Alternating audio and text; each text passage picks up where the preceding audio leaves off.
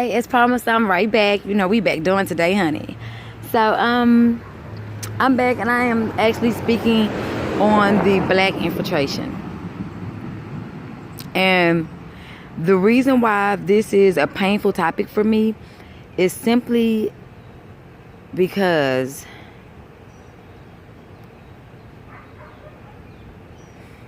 how can I put it? Okay, you know how we were infected by Jim Crow, and we were impacted by Jim Crow, but we were infected by Willie Lynch syndrome. Okay, so with those two things created the environment for the black infiltration, and I say that because it's kind of like E.B. Du Bois versus it's like W.E.B. Du Bois versus Marcus Garvey. You know, you had this dark-skinned, black-ass, fat-ass Jamaican coming over here getting all this traction within the movement. And then you have W.E.B. Du Bois, who felt like he was the next leader of the black people. You know what I mean? So, you know what I'm saying? He kind of helped to take him out. You know what I'm saying?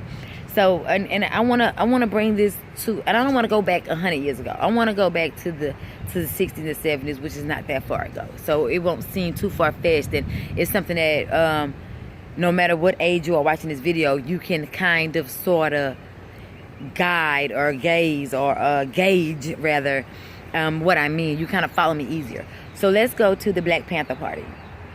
If anybody does not know, you know, long time ago, I left and I went to Cuba for like maybe a week. And I have an older cousin named Monica. Well, she's not really my cousin, but I always kind of looked up to her. And I know I wanted to be so close to her because I felt so black sheepish from her. And it's like she kind of reminded me of me. You know what I mean?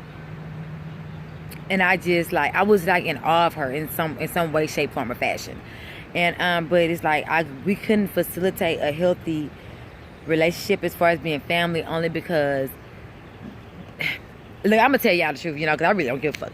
My aunt was her father's mistress, you know what I'm saying? And her mama had a side nigga too, so it's all good. But you know, nobody knew about hers because, you know, women we know how to get away with some shit, honey. But anyway, so yeah, so it made it so that we and my auntie didn't mean, my Aunt Mildred, you know, I still call her my auntie, like I don't give a fuck. My Aunt Mildred never meant to like not allow me and my brother to come around anymore. But at the same time, it's really kind of hard to look at these two motherfuckers when y'all knew my dude was y'all auntie dude, you know what I'm saying? And it's like, as a kid, I didn't know. I had always called him Uncle Albert. You know what I'm saying? Even when we were supposed to have been first meeting him, I still called him Uncle Albert. And my Uncle Marshall was such a G with his bestie, till he was like, say, man, don't say shit about y'all Auntie Lane. And he gamed us up for we walked in this lady's house for the first time. So it was always on some fuck shit. You know, you see what I'm saying? But you know what I'm saying? I mean, I love my family, but we some G's. Like, we down like 4 flats. We don't give no fucks. And as a kid, in my mind, I never wanted to be a hater because I was always up on game. You know, so my brother was really sweet while I was really cutthroat. You know what I'm saying? But we was both ostracized and bullied and shit like that as kids, you know what I'm saying? Because we was always weak sauce. And the reason why we was so weak was because coming from a small little country town to like begging to be in a big city, the last thing we wanted to do was end up back in the country. So, and then, you know, being from broken home, you know, it's just all, we had so many issues at home as far as being raised until, and that's not something I want to talk about. Let's go back to the video at hand. That created the environment that could actually make the possibility of a black informant or black infiltration real. So if you have a certain class of black people, let's use the Blue Vein Society for example. If you have a certain class of people that think they're better than another class of people, even though they're both in the same group, then it's easy to manipulate. You know what I mean? And as a people, we are very easily manipulated. So My water has been sitting in the garage. Okay, so we're gonna get a fresh gallon. So we are very easy to manipulate as a people. And I think that stems from cool. Okay, and that stems from popsicle. Ooh, I can eat some frozen mangoes. Ooh, so many options. Let's get a popsicle, okay? Let's get a popsicle. And some water. Let's start with what I'm not supposed to have, and I'm gonna come back with some water. So, it kind of behooves me how no one has ever really made this correlation before. And if you have, shame on you for not saying anything. But I stepped on my cooler.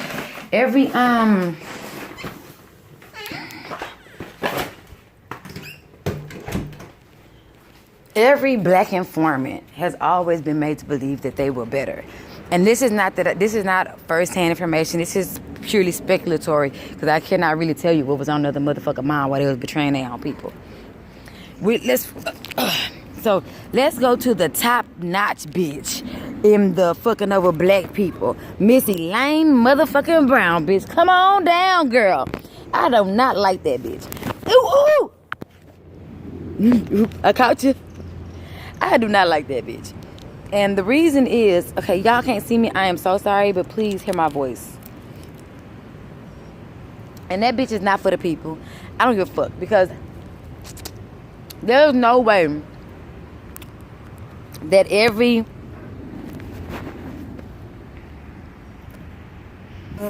no way. I only got 50% of my phone, so make this quick. We already 7 minutes in. All I did was go get a popsicle.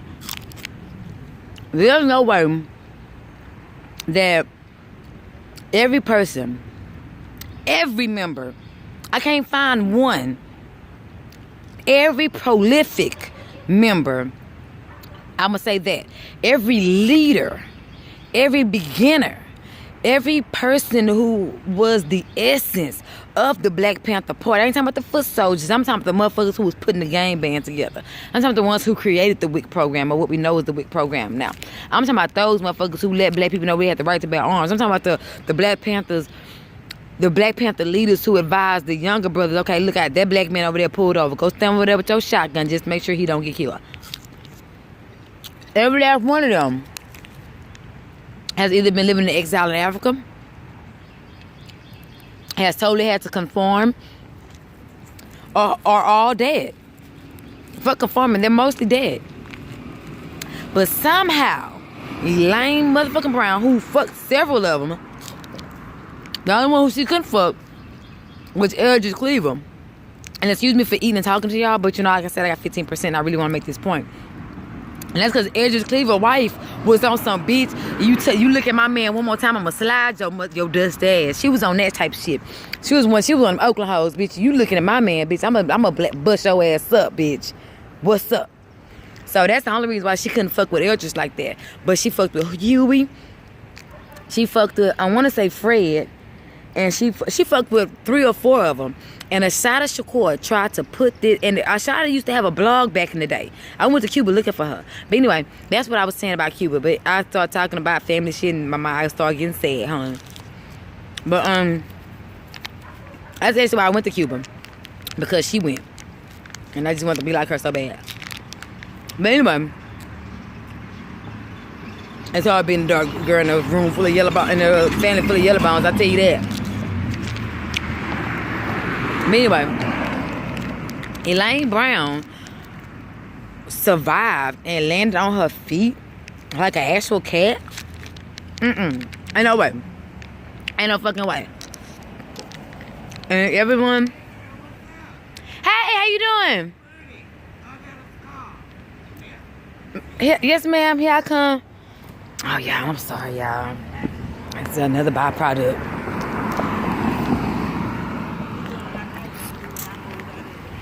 Girl, you got to let me take this truck to the beach, honey.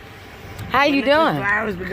Girl, you looking more like your mama, ain't you? Thank you. That's my gown and you're coming out. That's my gown coming out, baby. That my gown, you boy, that's a hell of a combination. Okay.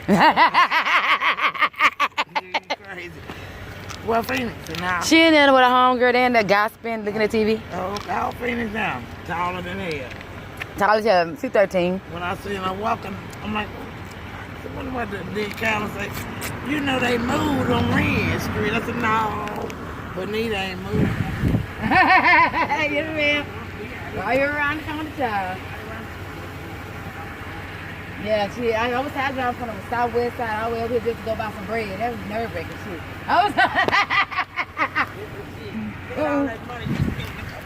I know, right?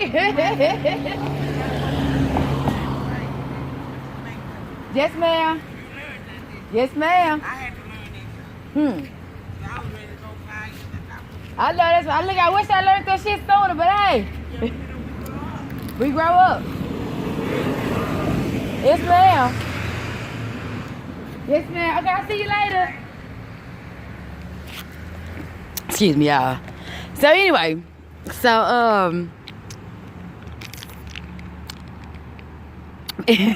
she's fucking crazy.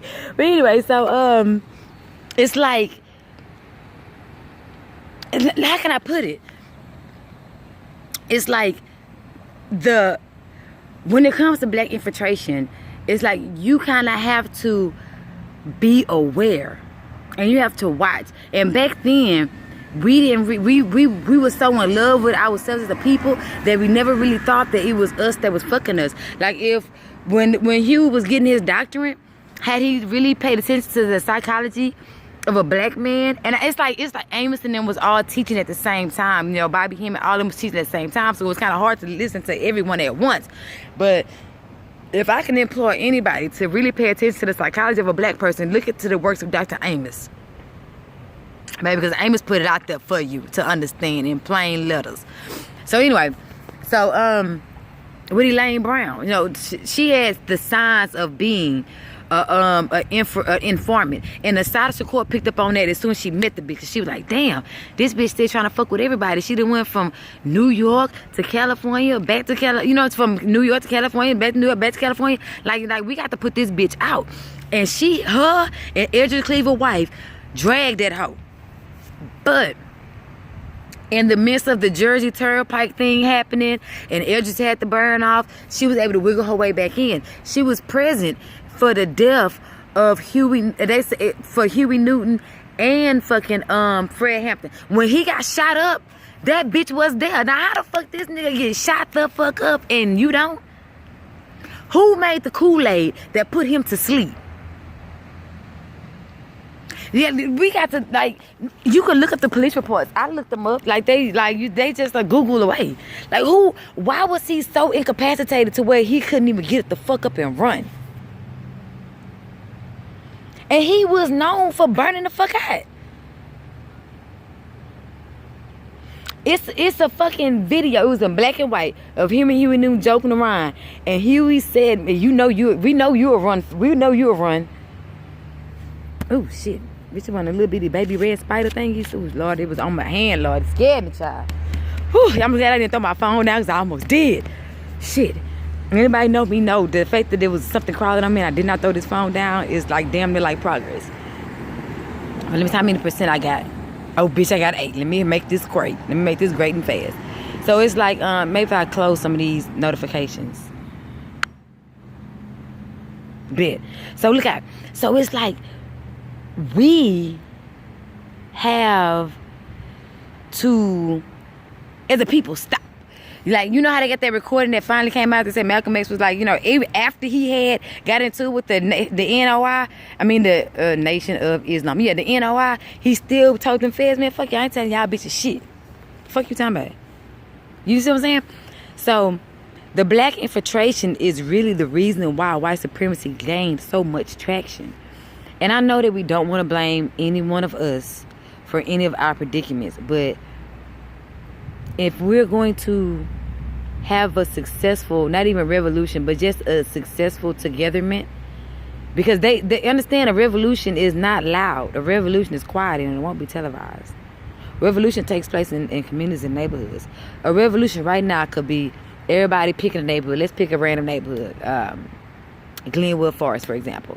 Everybody could just, all the black people that got some money, there's some nice houses in Glenwood. Everybody just move to Glenwood. Put the Mexicans out. Ain't no white folk out there. Move to Glenwood and start creating the foundations of a community. The foundation of a community is a neighborhood. You take a neighborhood, add some black businesses to it, and it becomes a community. Remember that. You take a hood and you add love to it, it becomes a neighborhood. You take a neighborhood and add financial resources to it, it becomes a community. Understand that. You see what I'm saying? So, if we can admit these two worms is fighting in the driveway, y'all. Only outside you gonna see some shit like that. That's why I'm not inside.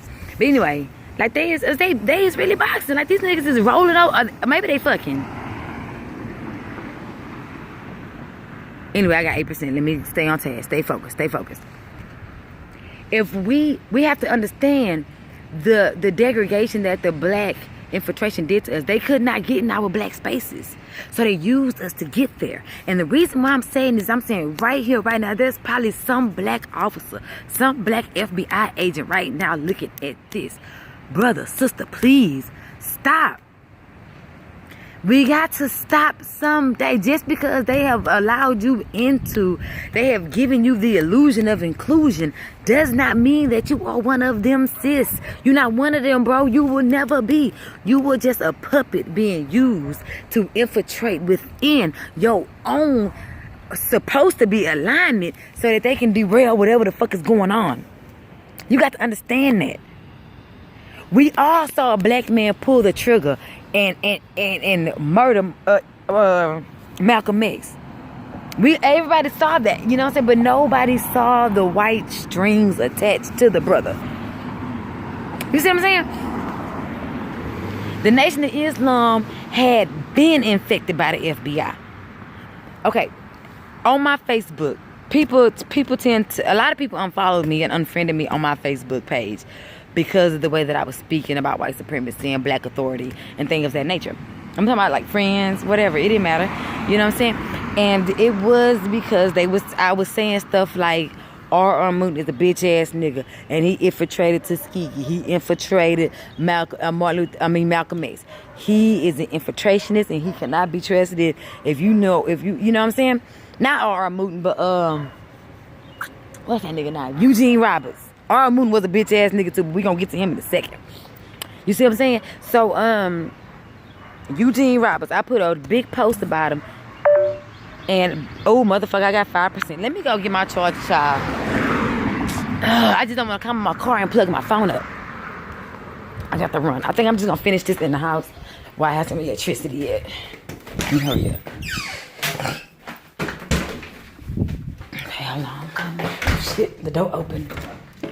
Come here, y'all. Okay, give me a second. I'm sorry. Charger.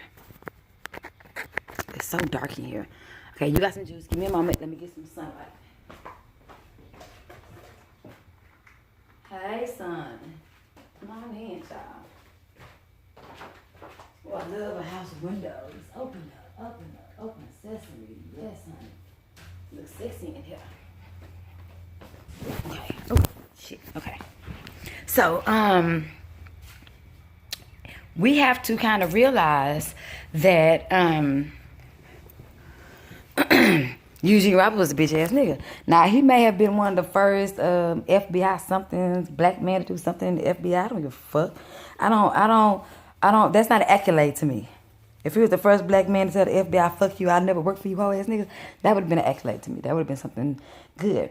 But Eugene Roberts, he successfully infiltrated Malcolm X, and then he was able to, he gave different information on other political parties, and then 20 years later in his, I believe he was like in his early 50s, he was able to infiltrate the Black Panther Party as an elder. Is that him and Elaine Brown, and it was one other black dude, but that black dude actually flipped and started actually being down with the Nation of Islam, so he don't count.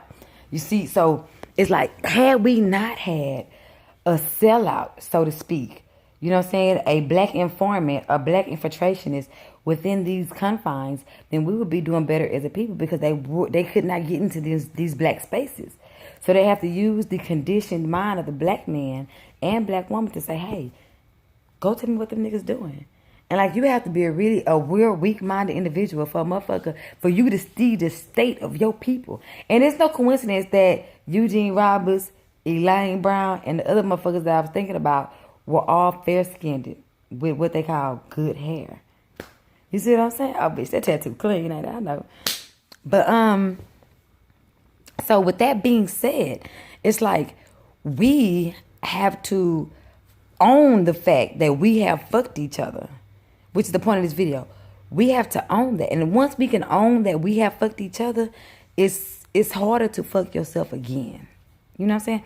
Like, once I admit, like, okay, well, I hadn't dated in like 5 years. Maybe I was a little too into him. Maybe I gave him a little too much too fast. Okay, I'm going to dial it back the next man I meet. You see what I'm saying? If we can do that, if we can say, you know what?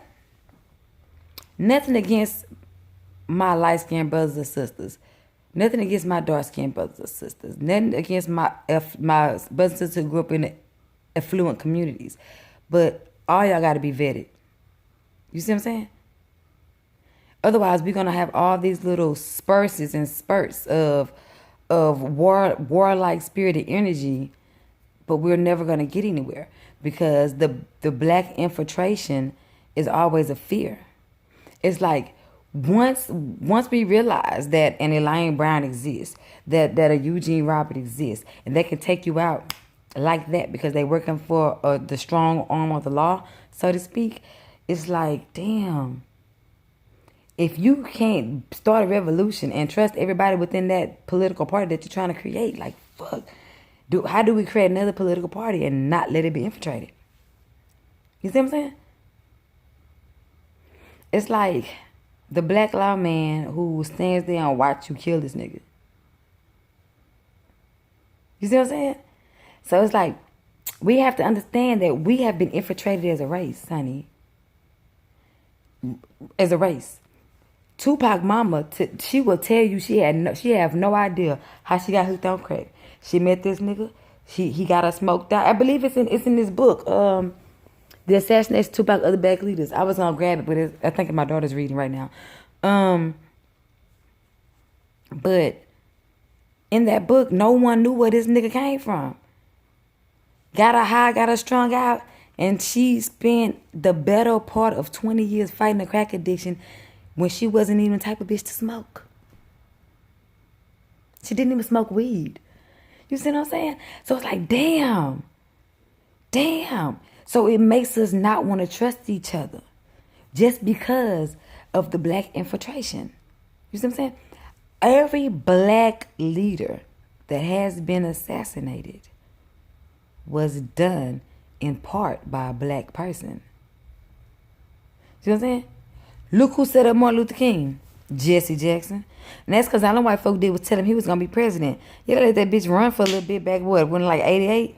Some shit like, I was like 4 or 5. But I just know because my parents educated me on my blackness. But, yeah. He sought out Martin Luther King because they told him he was going to be president. And now your son they got locked up for embezzlement of some money they really told a nigga he could spend. Your campaign didn't do shit. You know what I'm saying?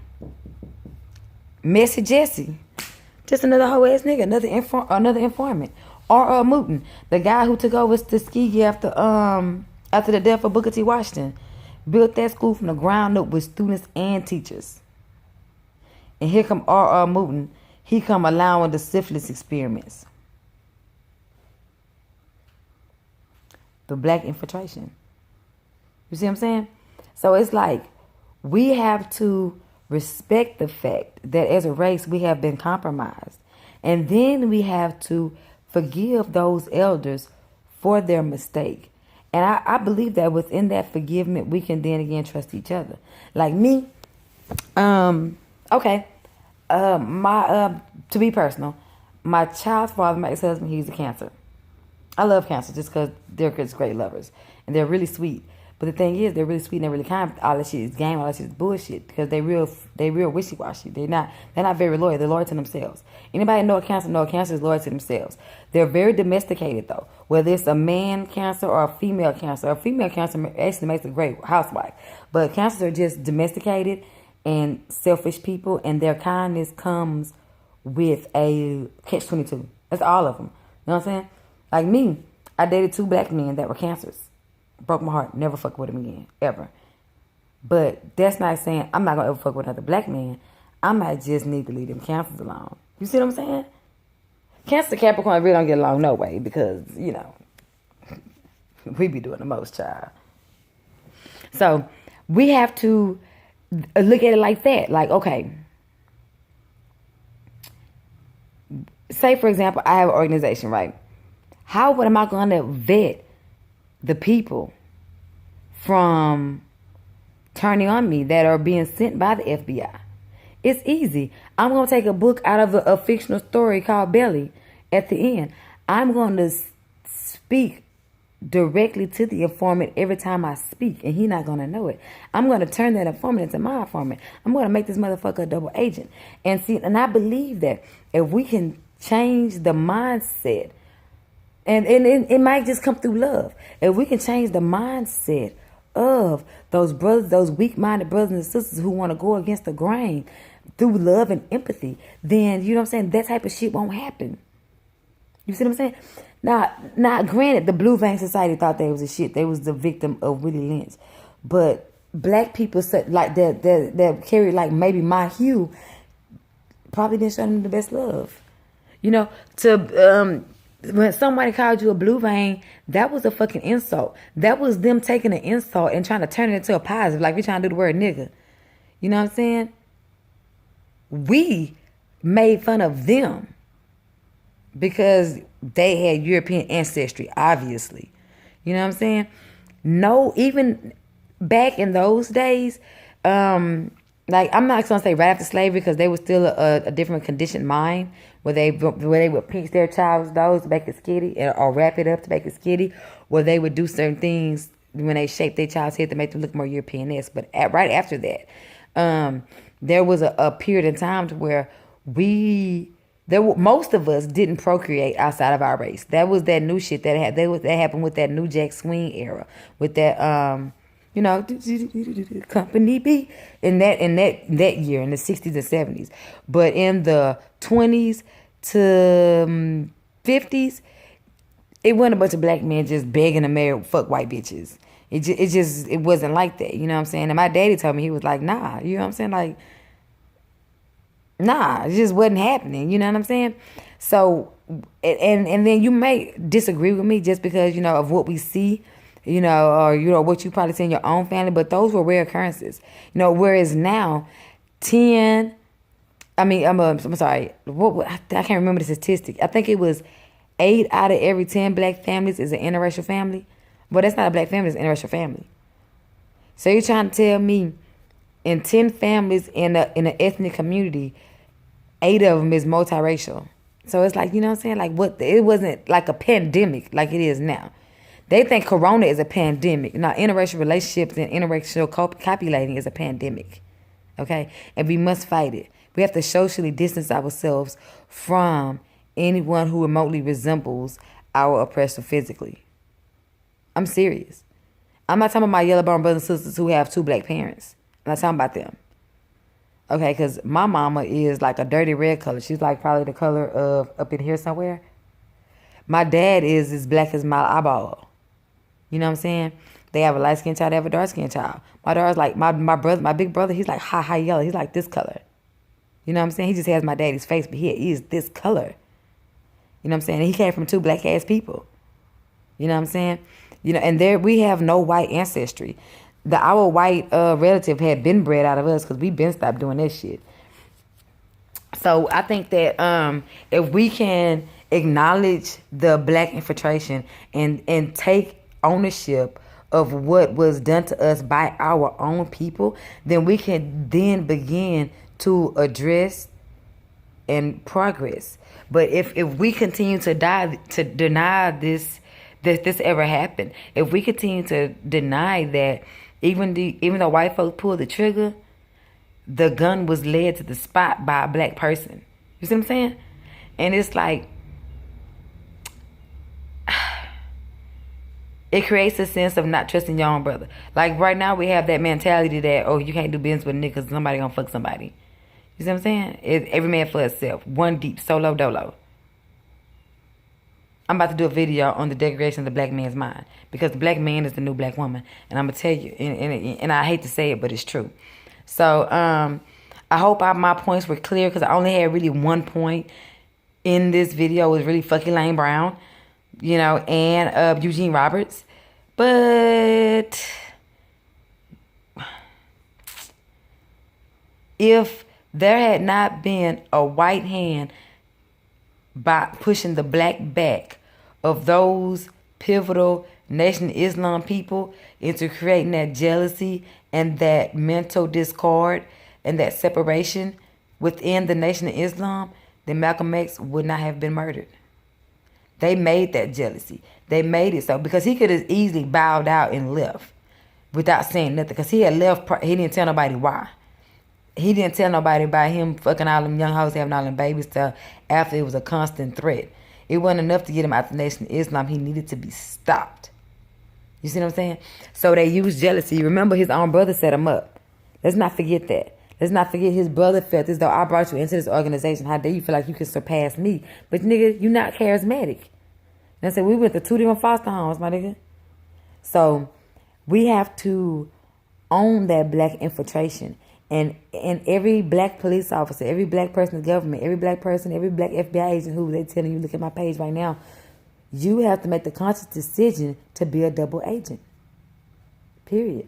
Because if we cannot end the existence of the black informant, then we will never progress. And we will always be the food that the capitalists live off of. We will always be the financial backing for a capitalistic environment if we cannot stop infiltrating and telling on ourselves on a social, financial, political level. Okay? All right. So I'll speak to y'all later. Peace out. 1. This Black Span, this is Nikki, and it's nothing but love.